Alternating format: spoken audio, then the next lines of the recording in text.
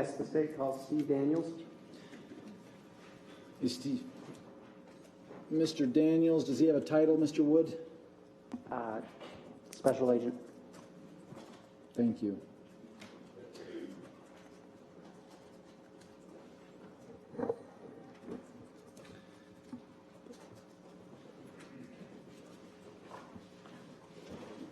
Special Agent Daniels, if you'll wait right there for just a moment while we clean this witness table.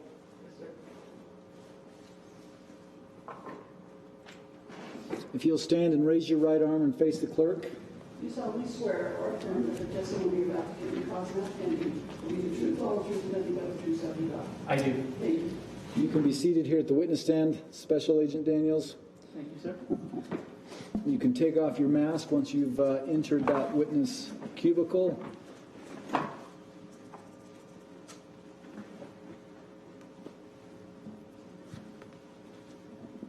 Special Agent, if you'll make sure to listen to the questions that are being asked, wait for the person inquiring to finish their question before you begin answering, as we're making a record. Mr. Wood, you may inquire when you're ready. Thank you. Can you state your name and spell it for the record, please? Steve Daniels, SteveDaniels. Thank you. What is your occupation? I'm a special agent with the Federal Bureau of Investigation out of Salt Lake City, Utah. Okay, and do you have any special responsibilities with the FBI? I'm the senior team leader for the evidence response team out of Salt Lake City, Utah, and we cover the states of Utah, Idaho, and Montana. Okay, how long have you been in that position? I've been the senior team leader for approximately 8 years. And how long have you worked for the FBI? For approximately 23 years. Okay. And do you receive any additional training to work on the evidence response team? Evidence response team members are provided 80 hours of basic training where we learn kind of our general policies, procedures, guidance, guidelines as to how we would handle crime scenes, how we'd process crime scenes, how we would process, execute search warrants, things of that nature. After we receive the basic training, we're then offered advanced trainings. One of those advanced trainings is the Human Remains Recovery course. That's pertinent to this, what we're going to talk about today. That training is currently offered at the University of Tennessee. I've had that training. Okay, thank you. Agent, what involvement, if any, did you have with the search on the Chad Daybell residence on June 9th and 10th of 2020? I was the senior team leader, so the team leader was my role at that search of Chad Daybell's property on those dates. Okay. What did you and your team do in preparation for the search of that property? Approximately 1 week prior to that search, the local case agent contacted me and let me know that there was going to be a search on the Daybell property. And at that point, we helped develop the search strategy to search the property. And that strategy involved working with the local law enforcement, the local F.B.I. agents, working with our evidence response team unit, who oversees all of the evidence response teams throughout the nation, and then working with our F.B.I. laboratory to develop a search strategy prior to hitting boots on the ground, prior to executing that search warrant. Okay. And do you and your team have protocols that you follow in a search such as this? Yes, like I previously mentioned, we do have an 80-hour training that we receive.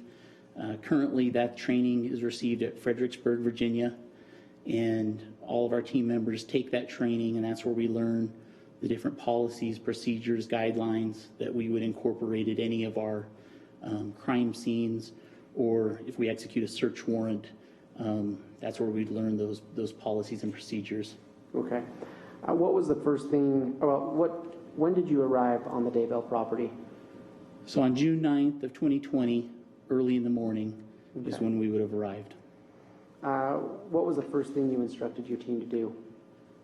So in this case, we had a week of preparation, approximately, and I had already assigned roles to all of my team members. We had about 8 ERT team members who responded, and all of my team members already had preliminary roles assigned.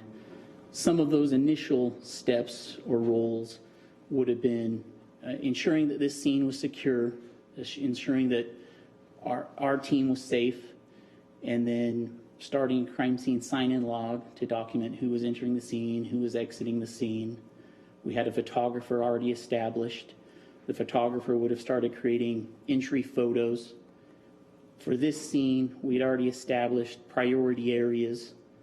So our photographer was already going to start initiating entry photos, starting with the eastern part of the property.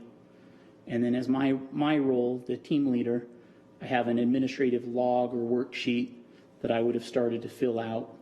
And then as the team leader, one of my initial roles that I would do is start conducting a preliminary survey of this crime scene. Okay. You spoke about areas of interest. How many areas of interest did you have when you arrived on the property? So as part of our preparation, working with the local law enforcement, case agents up here, the F.B.I. laboratory, we had already established, and I'll speak to kind of the priority things that we did. We had satellite imagery, we had telephone ping information, we had text message, one text message in particular, that already allowed us to establish some priority areas of interest on the property. Okay. Your Honor, I would ask that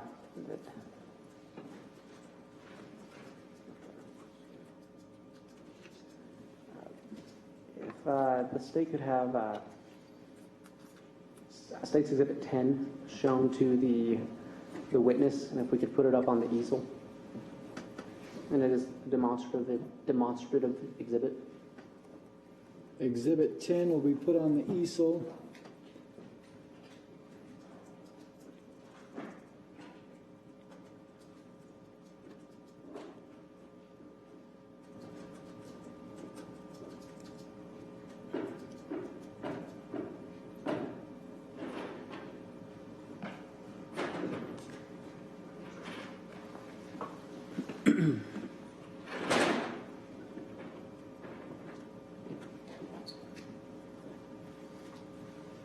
Agent, they're going to hand you a laser pointer. Based on what you just testified, can you point out the areas of interest on that exhibit? So before we even set foot on the property, this is the fire pit area. So from satellite imagery, similar to what this image is, this wasn't satellite imagery, I don't think, but similar to this image, we could tell that there was a fire pit on the property. Based on my experience, we knew before we even set foot on the property that we could potentially find evidence in the fire pit.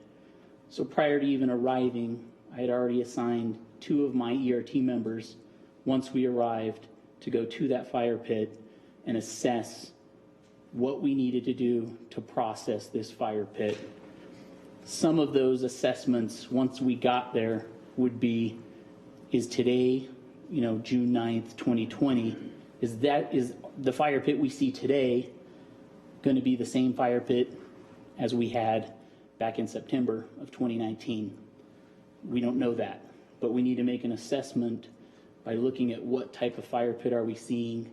Do we see ash outside of today's known fire pit, that ring? Do we see ash around that?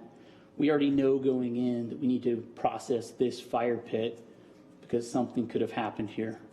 Okay. So that was our priority number 1 area going in without even setting foot on the property. And what were the other priority areas? So based on a text message we were already aware of through the investigation, we knew that there was discussion of a pet cemetery. Before arriving, we didn't know where this pet cemetery was. So one of the assessments we had to make once we arrived was, where is the pet cemetery? That was something we knew from a text message, so our job was to try to locate this pet cemetery. Okay. And were there any other priority areas? And then we knew from telephone ping information, we had a ping that was on the east side of this pond, somewhere in here, I'd say. And Judge, can I get some foundation on which specific ping information he's referring to, please? Mr. Wood? Mr. Agent Daniels, were you familiar with the ping information that you were provided? Do you know where it came from? I would say I'm not familiar with the telephone ping information. So an analyst provided me, told me about the pings.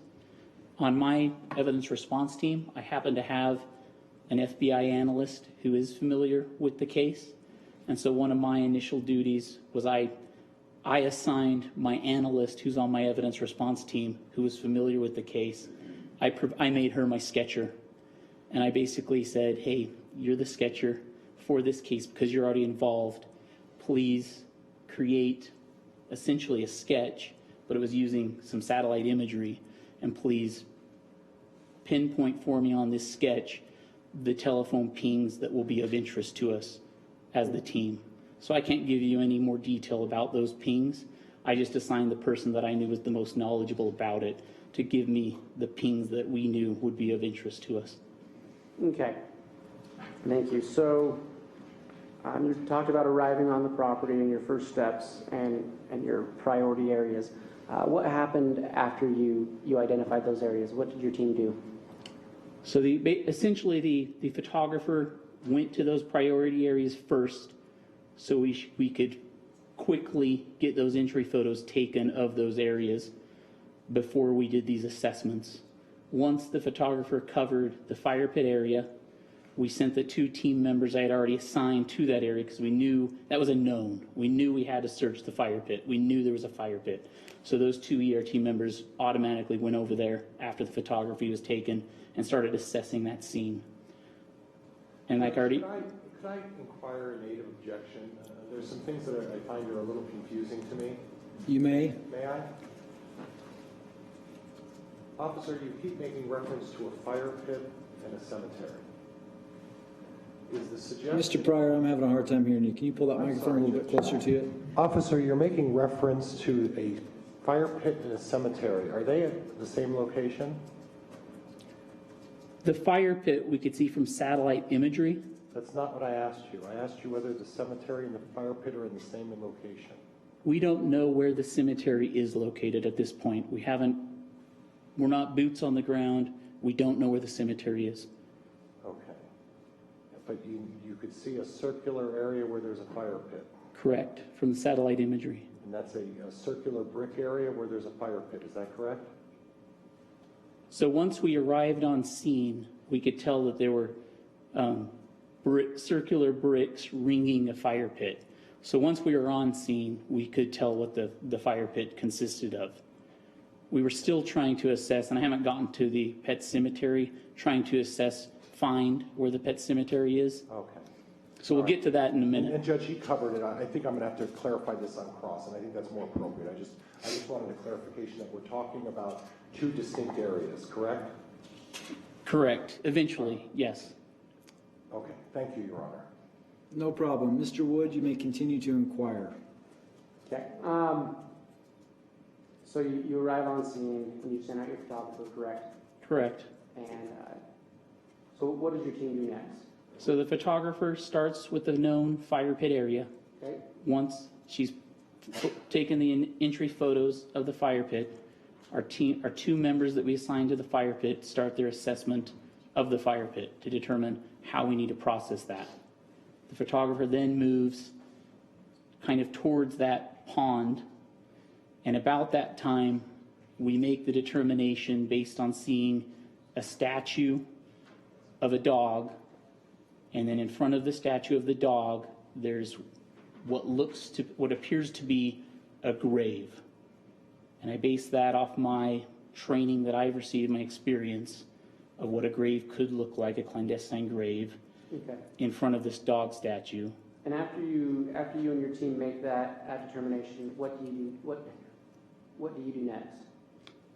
So that area where this dog statue is becomes what I call the pet cemetery. And I make that determination based on this dog statue, the possible graves that I identify in front of this dog statue, based on my experience.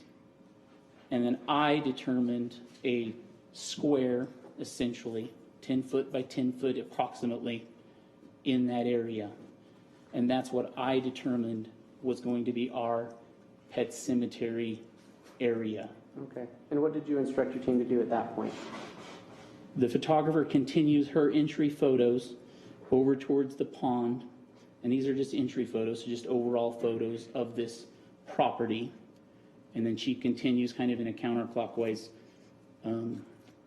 motion around the whole property.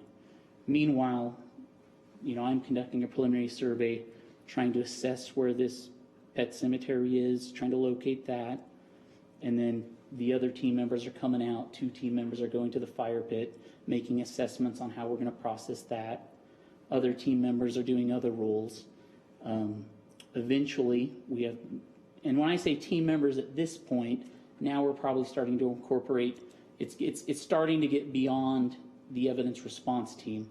So now we're starting to incorporate other law enforcement officers from Fremont County Sheriff's Office, from Rexford PD. So now law enforcement officers are starting to make assessments, starting to inquire around the pond for potential clandestine graves. Okay. I'm going to call your attention to the pond. Did you and your team discover anything there in that area? Yes. So eventually what happens is on the northeast side of this pond, near this tree, a clandestine grave is found. Your Honor, I'm going to ask that this exhibit that's been marked as State's Exhibit 21 be shown to the defense and handed to the witness.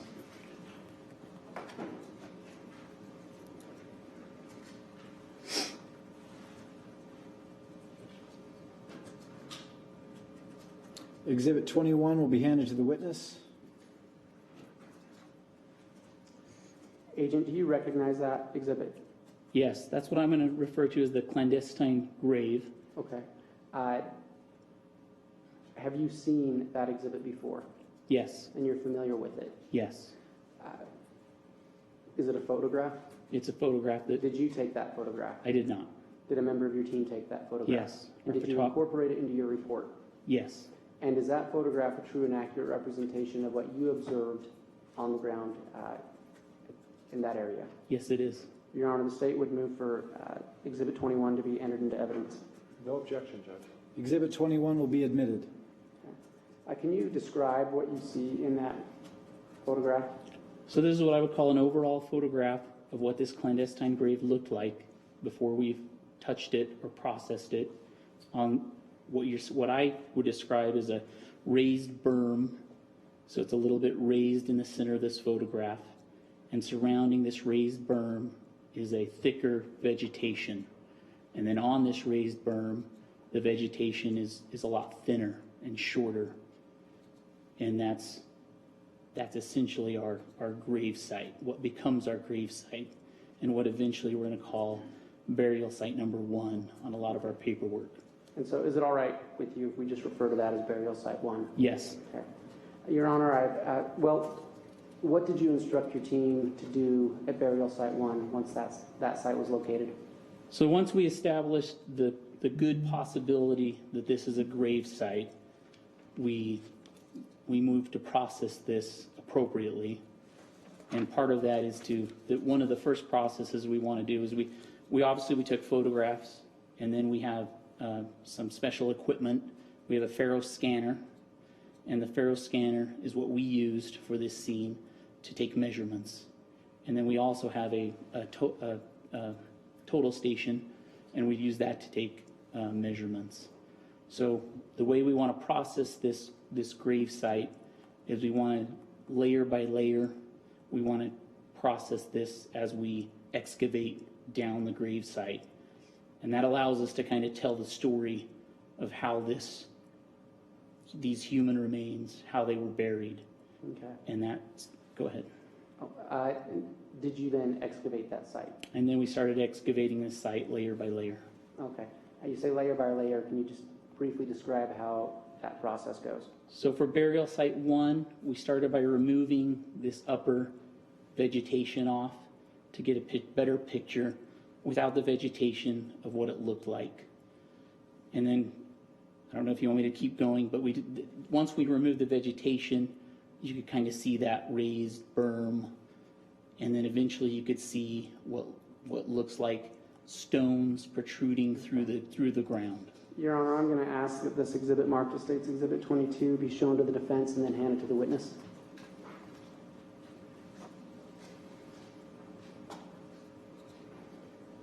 Thank you. Exhibit 22 will be shown to the witness. Agent, are you familiar with State's Exhibit 22? I am. What is it? So once we've gone down, Don't describe what's in it, just tell us what it is. it's a photograph that our photographer took. Okay. And that was part of a photographer on your team, correct? Correct. And is this picture incorporated into your report? It is. And is it a true and accurate representation of what you saw on the ground that day? Yes. Your Honor, the state would move for State's Exhibit 22 to be entered into evidence. No objection, Judge. Exhibit 22 will be admitted. Can you describe what you see in State's Exhibit 22? So once we've removed the vegetation layer, and as we're starting to go down through the layers of this grave, it's important to start noting these layers for this reason. So now we're starting to see the placement of stones on this grave. So someone's placed stones over this. And so now we're seeing how precise or how these stones are laid. And then you're also seeing roots from the surrounding tree that are cut, showing the effort or showing how this was done. So that's what this picture is really showing. Okay. And once that was found, did you excavate further?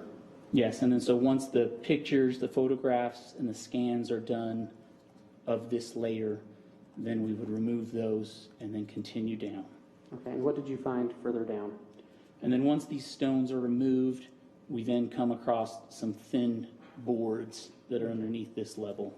Your Honor, the state's going to ask that this exhibit, marked as State's Exhibit 23, be shown to the defense and handed to the witness.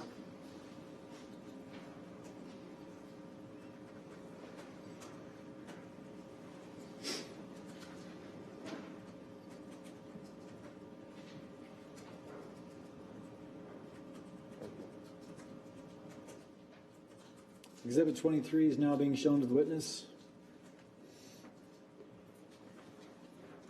Agent, are you familiar with State's Exhibit 23? Yes, What is it? it's another photograph that our photographer took. And were you, your photographer took, was this as a part of your investigation and excavation? Yes, And is it incorporated in your report? it is. And is it a true and accurate representation of what you saw that day on that site? Yes. Your Honor, the state would move for Exhibit 23 to be entered into evidence. And there would be no objection to that, Judge. Exhibit 23 will be admitted. Agent, can you describe what you see on State's Exhibit 23? Yes. So again, part of that process is once we remove those stones, kind of the next significant item is the boards that were underneath the stone. So again, someone's placed these boards over this grave site, and so this is telling that story. The effort somebody went through for some reason to put these boards there. And so that's what we want to capture. So again, photographs, scans are taken, and this is what that next layer or level is. And this is part of that story. Okay. Do you see tree branches? And I can see. I'm sorry. Let me rephrase that. Do you see tree roots? Yes, you can see from this photo, you can still see the surrounding area of the grave and the textures and the roots.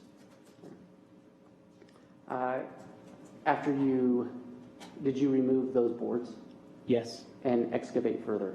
yes. What did you find as you excavated further?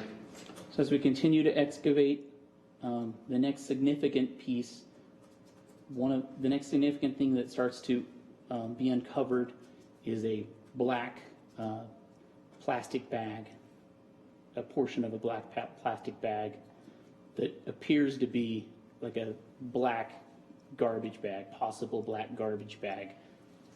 And what did you do once you found that? Once we saw what appeared to be the black garbage bag, we needed to kind of verify, do we have human remains here?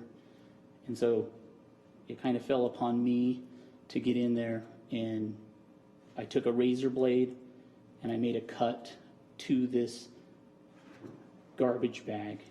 Prior to making the cut on the garbage bag, I got in there with my hands and I just kind of removed the dirt around the object, and the object was just a, oval shaped object, and the plastic bag was just tightly wrapped, tightly against this oval shape, and to me it just felt like the shape of a skull.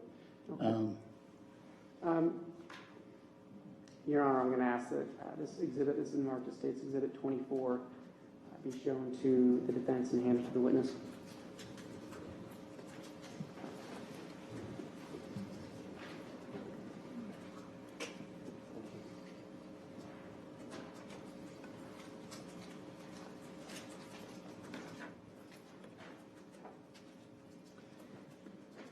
Agent, do you recognize State's Exhibit 24? Yes.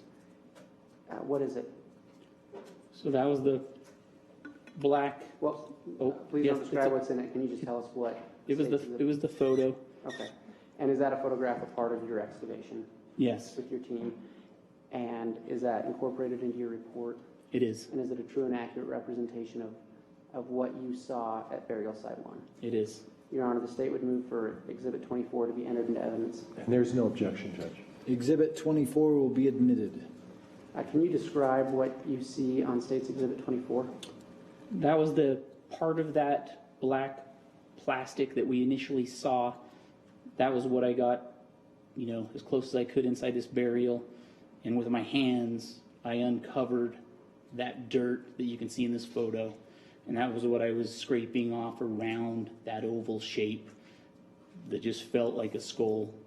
And that was the plastic black bag that was tightly, up against whatever object was inside. Okay. And then I took that razor blade, and in order to even cut through it, I had to pull that plastic bag off of whatever was inside to make a cut. And then obviously I tried to make my cut as gentle as I could, not to disturb any forensic evidence. And then once I made the cut through the black plastic bag, a white plastic bag was underneath.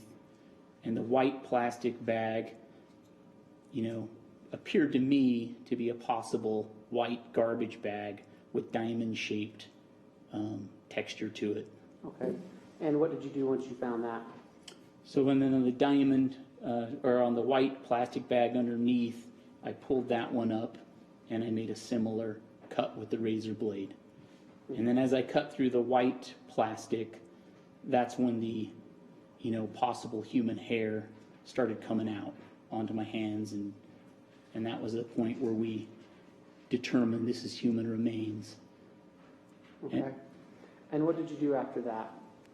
And then after that, the rest of the team continued the excavation of the grave. And then eventually we uncovered the entire body that was wrapped in this black plastic bag with a lot of duct tape, intermingled. Okay.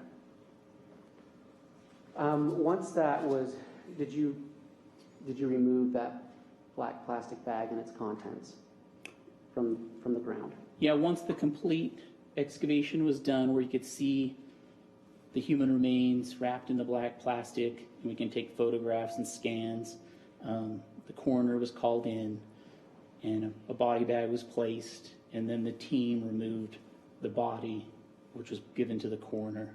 Okay. All right. I'd like to call your attention to the area that you've described as the pet cemetery.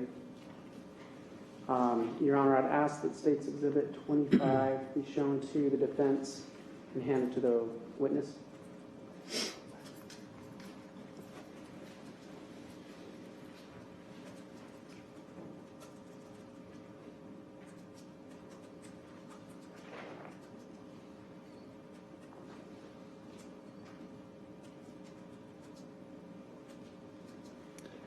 Exhibit 25 is being shown to the witness.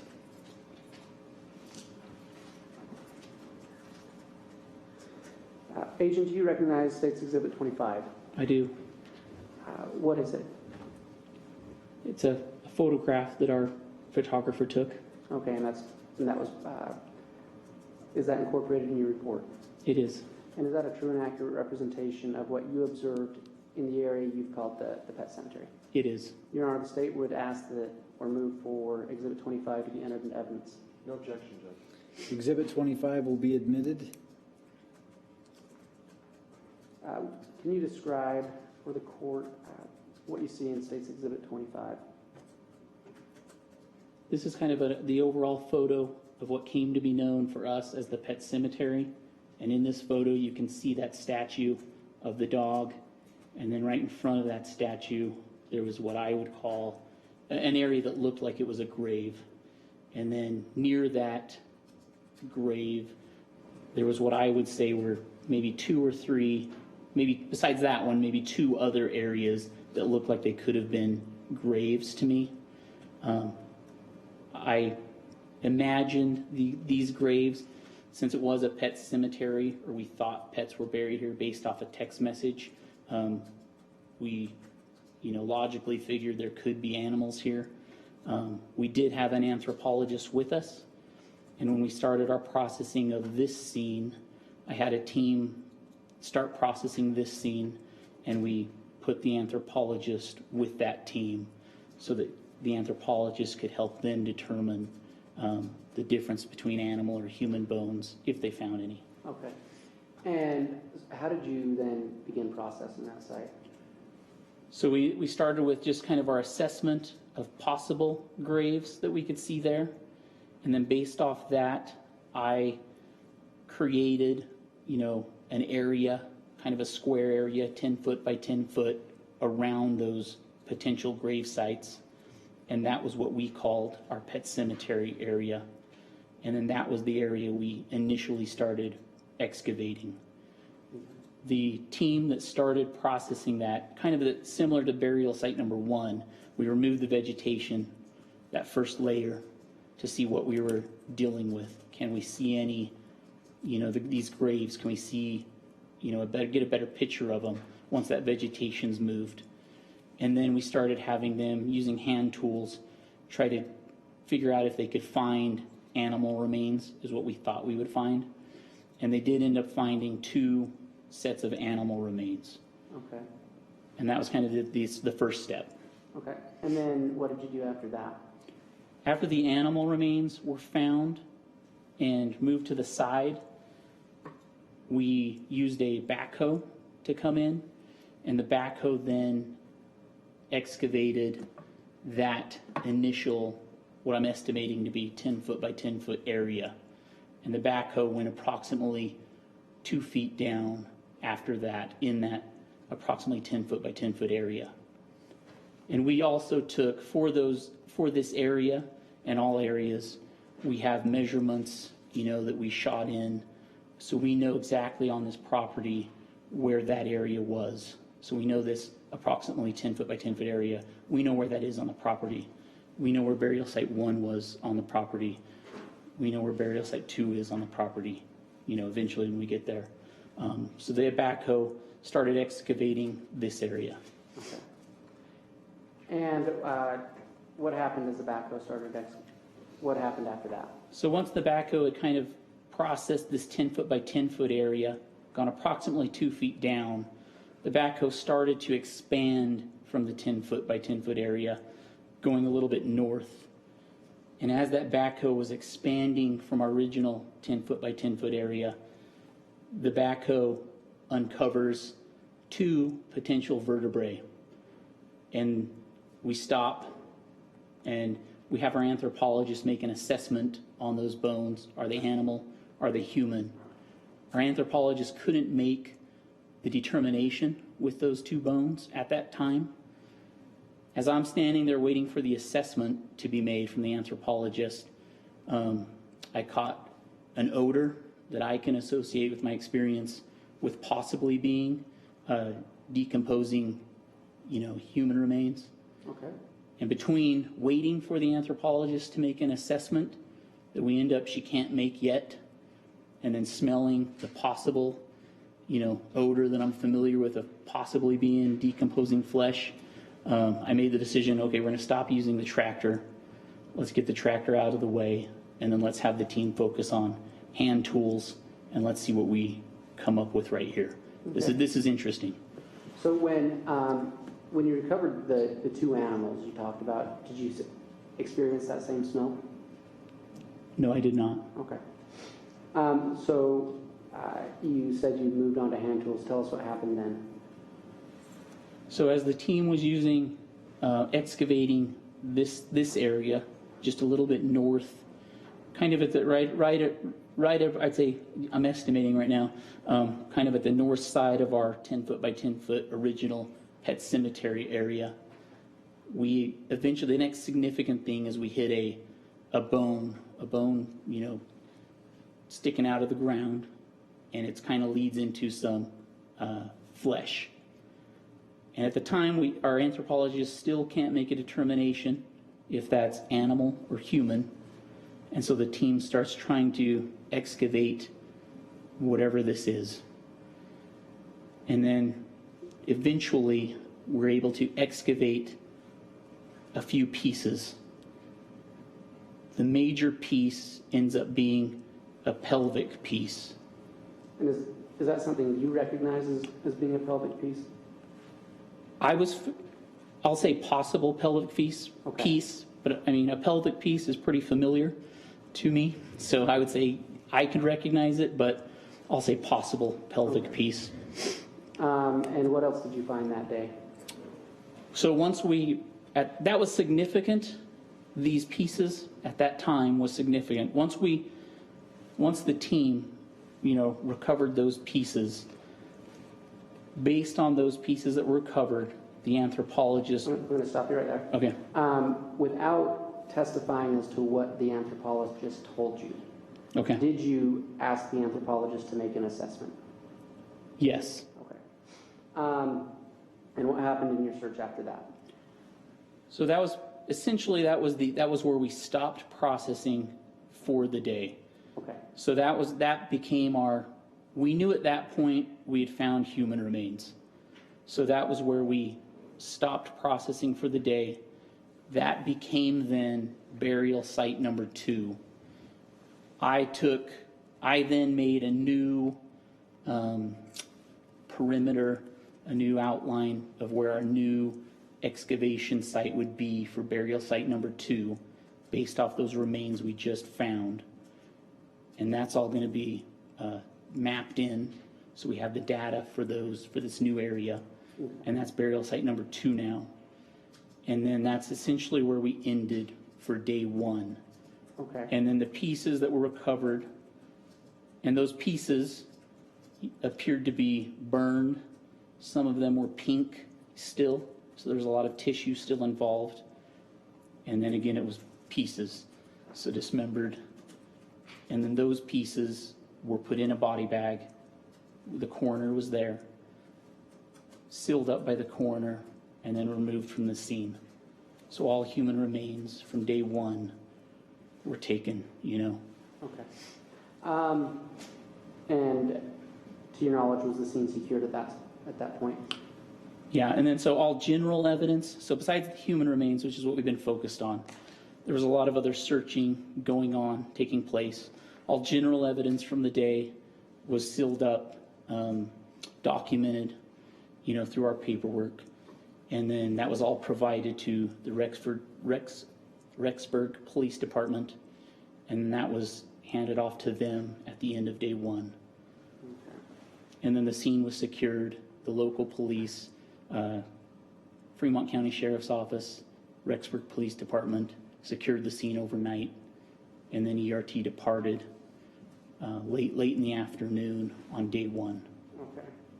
Your Honor, I'd ask that this exhibit marked as State's Exhibit 26 be shown to the defense and handed to the witness.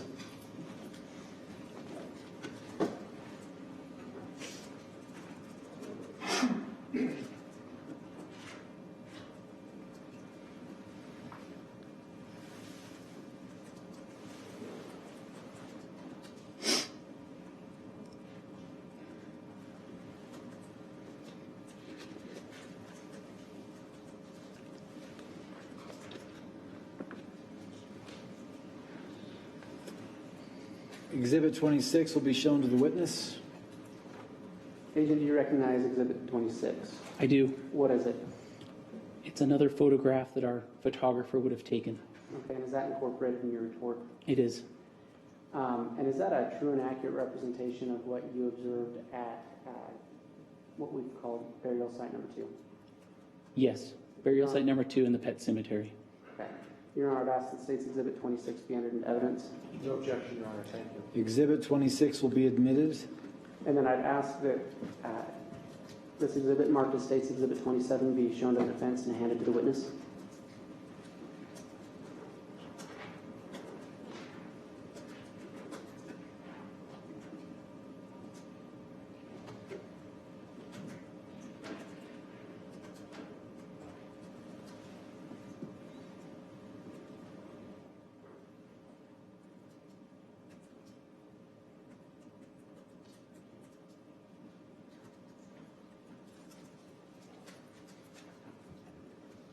Exhibit 27 is being shown to the witness.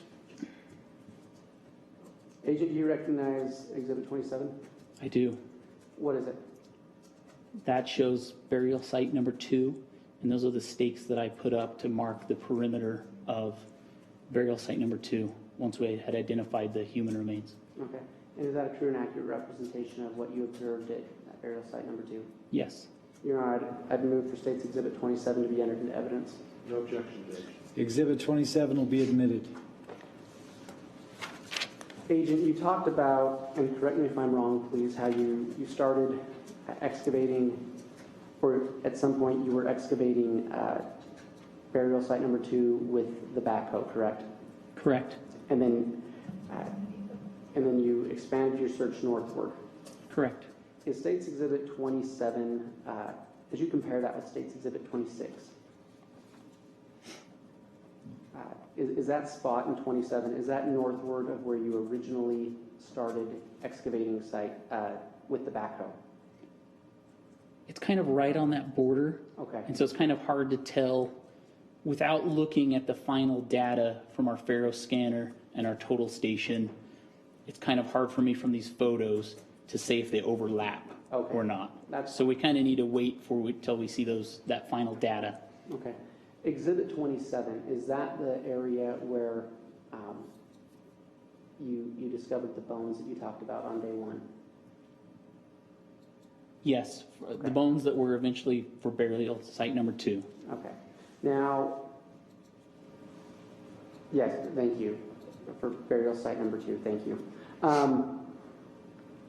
And did you resume your search or your excavation on June 10th? Yes. So June 10th, in the morning, we arrived back on scene, and we would have started a similar process. Crime scene sign-in log, entry photos again to show how that scene is at that time. I would have started another, for the team leader, I would have started another admin log that I would have filled out, and then another preliminary survey. And then our primary, we had a lot of objectives, but the primary objectives were obviously to finish the excavation of burial site number 2. And I think we were still finishing the processing of the fire pit area. And we haven't really talked about that, but finishing the fire pit area. Okay. Can you tell the court what you found on day 2 at burial site number 2? So burial site number 2, it was a little bit more complex for us, I think, but it was the same process. There's a story to be told here at this grave, so we want to do the same thing, layer by layer, noting any significance. The difficulty, I think, for us for this one was the way these human remains were found. So it was kind of this, for lack of a better term, it was kind of a mass of dismembered human remains. Burnt, partially burnt. And so we did the best we could. It was kind of hard to recognize, like, what are we looking at here initially? You know, what is this? We know there's tissue here, there's organic matter here, and we just couldn't recognize what we were dealing with. But layer by layer, we ended up just excavating all around this mass of human remains. And we ended up excavating all the way around it.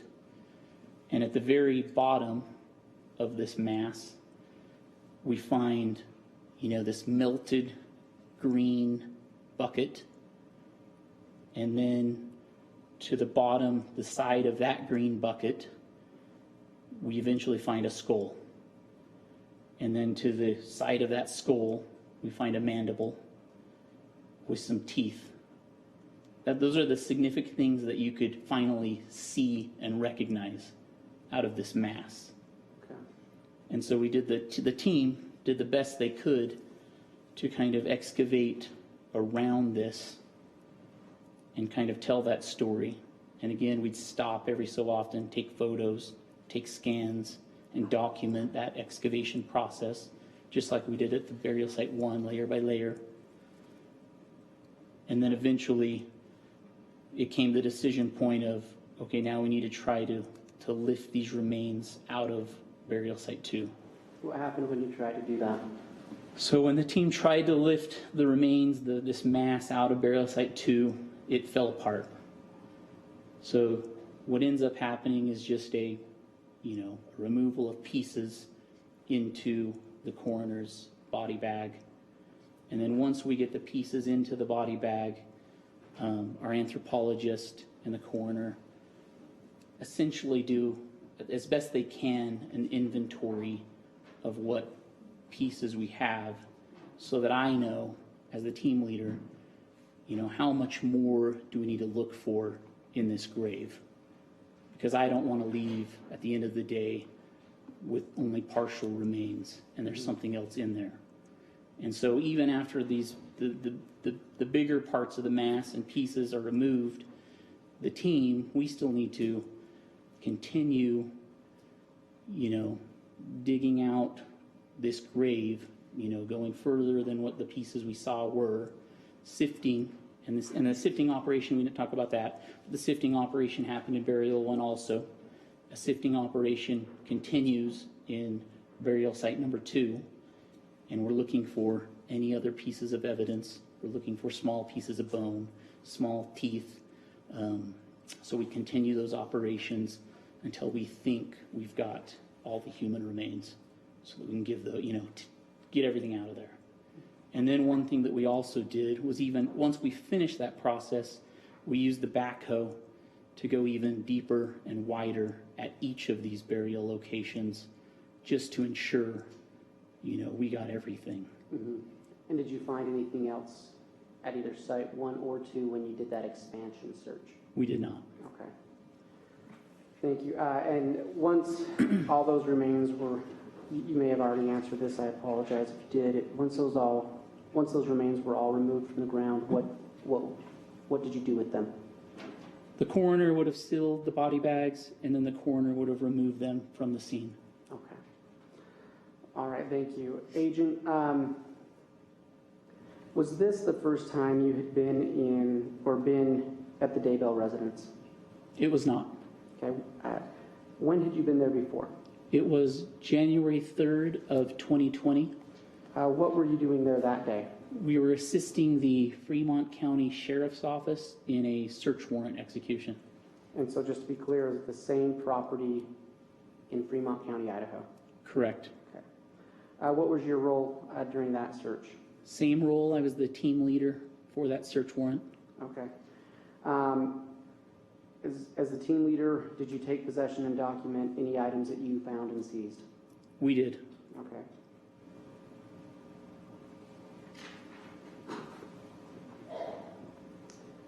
Your Honor, the state would ask that the State's Exhibit 28 be shown to the defense and the witness, along with State's Exhibit 29.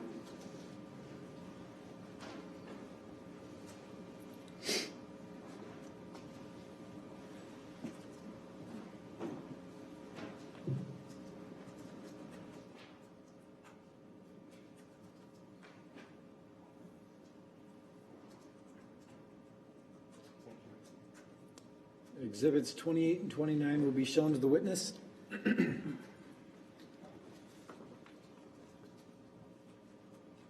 going to call your attention to State's Exhibit 28. Do you recognize State's Exhibit 28? I do. What is it? It's an LG cell phone. Instead of describing the contents of it, just in general, what is It's a Exhibit 28? photograph that our photographer would have taken. Okay, and have you had a chance to review that photograph before? I have. And is it a part of a report that you prepared in your role as a team leader in a search? It is. Okay. And is that a true and accurate representation of what you saw on January 3rd, 2020? It is. Okay. Your Honor, the state moves for Exhibit 28 to be entered into evidence. No objection, Judge. Thank you. Exhibit 28 will be admitted. And I call your attention to State's Exhibit 29. Do you recognize State's Exhibit 29? I do. What is it? It's another photograph that our ERT photographer would have taken. Okay, and is that photograph a part of your report as the team leader? It is. And is that a true and accurate representation of what you saw in the Daybell residence on January 3rd, 2020? It is. Your Honor, the state moves for Exhibit 29 to be entered into evidence. And there would be no objection, Judge. Exhibit 29 will be admitted.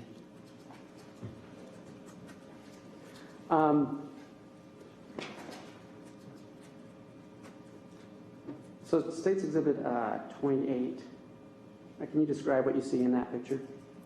It's an LG cell phone. Okay, and do you recall where that cell phone was found?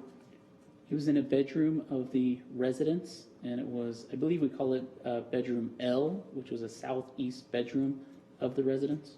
Okay. Is there anything distinct about that photograph? Of 28, Exhibit 28 specifically? Yes. Not really. Okay. Can you describe what you see in State's Exhibit 29? It's the back side of the LG cell phone. Okay. And is it the same cell phone? Yes. Okay.